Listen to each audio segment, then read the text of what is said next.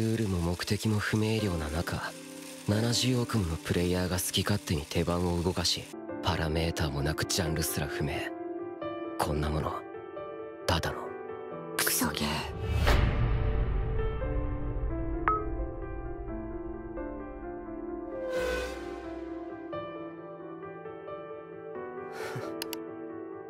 ああ、そんな世界があるなら俺たちは生まれる世界を間違えたわけだ。光奪うもの脱ぎ捨てて飛び立つ覚悟決めて明日が灯る場所へ羽ばたいてく Pull out the dark。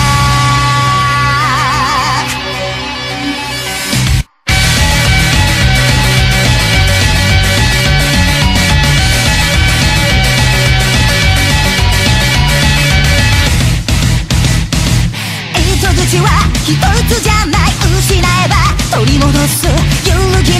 Et bonjour et bienvenue dans cet épisode d'Otaku Anime. Et oui, vous connaissez la chanson maintenant. Et c'est sur cette petite intro d'un des moments que je préfère dans No Game No Life que j'ai introduit cet épisode qui est un remake du second épisode. Oui, parce qu'on passe pas du 18 au 2 comme ça, comme par magie, hein, faut pas déconner. No Game No Life est une série de light novel écrite et illustrée par Yu Kamiya.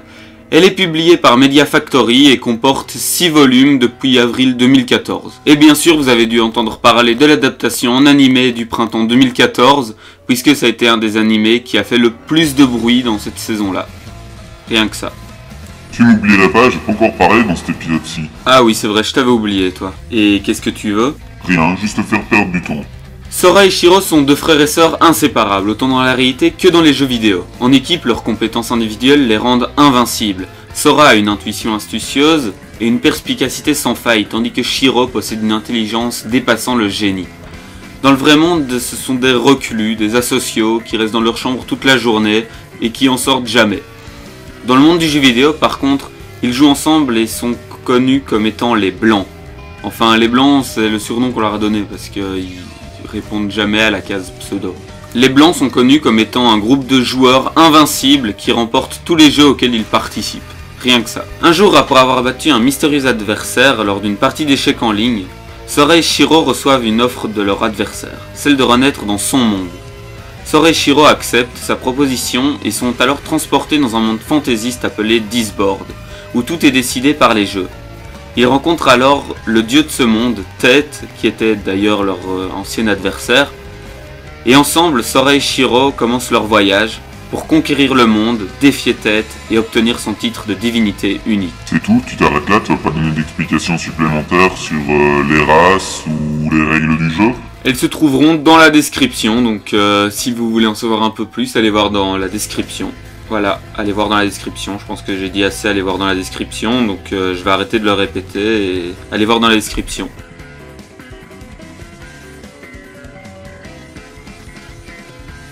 Bon, c'est pas le détail le plus important, mais pour moi, il y a certains jeux qui durent trop longtemps. Enfin, surtout par rapport à d'autres jeux, ou tout simplement par rapport à l'histoire, où ils prennent peut-être une trop grosse place qui empêche un peu l'histoire d'avancer pour moi. Mais voilà, après c'est mon avis et les jeux sont quand même très bien. Mais voilà, pour moi, ça empêche peut-être un petit peu l'histoire d'avancer beaucoup plus. Comme dans à peu près 90% des animés, au moins, on sait que dès le début de la partie, c'est joué d'avance et c'est les héros qui vont gagner. D'autant plus ici que les Blancs sont connus pour être imbattables, donc ce serait pas logique qu'ils perdent. Et donc voilà, après une fois qu'on est à fond dans la partie, c'est vrai qu'on oublie un petit peu ce détail là et donc on voit les changements qui s'opèrent et donc on doute, on a l'impression qu'ils vont perdre, mais c'est vrai qu'après coup on se dit bah oui en fait forcément ils vont gagner, mais voilà, c'est un peu un argument bateau pour essayer de gagner un peu de temps. Dans les premiers épisodes, on nous parle qu'il y a quand même pas mal de races dans le monde, mais on n'en parle que dans les premiers épisodes justement. Au bout d'un moment, il y a certaines races, on n'en entend même plus parler, on ne sait même plus qu'elles existent.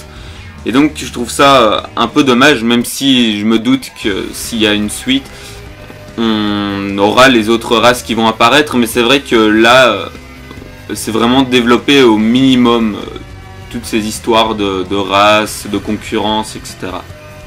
Mais tout ça pour me permettre de rebondir sur le dernier argument négatif, le fait qu'on n'entend pas parler d'une seconde saison. Du coup ça m'inquiète, aidez-moi. Non, plus sérieusement, il n'y a pas de seconde saison annoncée, donc moi je trouve ça un peu chiant parce que No Game No Life est quand même génial.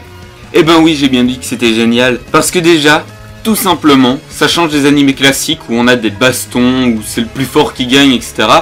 Ici, je suis sûr, ils pourraient mettre une partie de Monopoly, ils arriveraient à rendre ça hyper serré. Ils rendraient ça hyper génial, hyper badass, je suis sûr ils feraient un truc de malade. Et j'irais même plus loin. Je suis sûr que s'ils prenaient une partie de bingo, ils arriveraient à la rendre hyper badass. Et ouais, j'ouvre les paris. Et rien que pour ça, franchement, No Game No Life, c'est génial.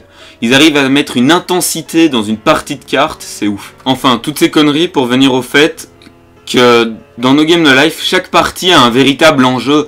C'est pas juste oh, comme j'ai le pouvoir de l'amitié, je ne peux pas perdre. Non, ici, c'est vraiment un truc sérieux. S'ils perdent, ils se retrouvent à la rue, ça devient des véritables esclaves. Et ils perdent tout leur territoire. Et ça, je trouve ça intéressant que sur des bêtes petits jeux, on puisse faire reposer tout un monde. D'ailleurs, ça permet de se demander si 10 commandements, ça pourrait vraiment permettre à un monde de se développer. Et c'est là que Shiro et Sora arrivent. Et c'est là qu'ils sont surtout intéressants. Parce que grâce à ces jeux et à ces commandements, ben ils vont tenter de constituer un monde où tout le monde est unifié et pas tout le monde coincé dans sa petite contrée où on essaye juste d'imposer sa puissance aux autres. Et donc ça c'est vraiment sympa. Ouais, l'autre, c'est vraiment sympa. Tu pouvais pas essayer de trouver une phrase qui claque un peu plus, genre c'est cool? Ouais, non, en fait... c'est très bien comme ça. Oublie ce que je viens de dire. Tu vas encore souvent continuer à m'interrompre comme ça, juste pour dire de la merde? Je sais pas encore, on verra bien. Pour moi, un des plus gros points positifs, c'est les jeux. Tu veux encore beaucoup parler des jeux, parce que là, ça commence à devenir lourd. Tu te tais et tu me laisses expliquer pourquoi, pour moi, c'est un point positif. Tout simplement, c'est parce que, comme je l'ai dit un peu avant, ils prennent un jeu classique, et ils arrivent à en faire un truc, mais complètement what the fuck, où il n'y a plus aucune logique, pour finalement arriver à un truc où à la fin ça récupère toute logique, c'est complètement n'importe quoi. Pour moi c'est du génie d'arriver à faire ça parce que c'est juste génial. En plus il y a certains éléments qui rendent la situation encore plus drôle quand on fait attention à ce qui se passe. Par exemple dans le jeu contre Djibril où ils font apparaître les mots selon ce qui est présent ou pas, je sais pas si c'est clair mais voilà, c'est pas grave. Sora va créer lui-même la censure. Mais il y a tellement d'éléments perturbateurs que ça sort de la tête, et comme à la fin les trois filles se retrouvent nues, je trouve ça assez marrant de se rendre compte que Sora avait tout prévu depuis le début. Et puis finalement, en fait, tout ce qu'il avait fait c'était du remplissage et il avait déjà terminé la partie après 3 tours. Franchement, je trouve ça génial. On peut aussi se poser la question sur l'existence d'autres mondes et se demander à quel point ils pourraient être différents d'une autre. Et dans l'hypothèse où d'autres mondes seraient présents, sommes-nous prédestinés à vivre dans un plus que dans un autre? Bon, après l'animé il répond pas trop, en tout cas pour le moment. Ou alors la réponse c'est juste non, regardez, Sora et Shiro ils sont devenus les dieux dans un nouveau monde alors que dans le leur c'était des reclus, ils étaient enfermés chez eux. Dès le premier épisode on a un changement symbolique, c'est le changement de luminosité. Je m'explique.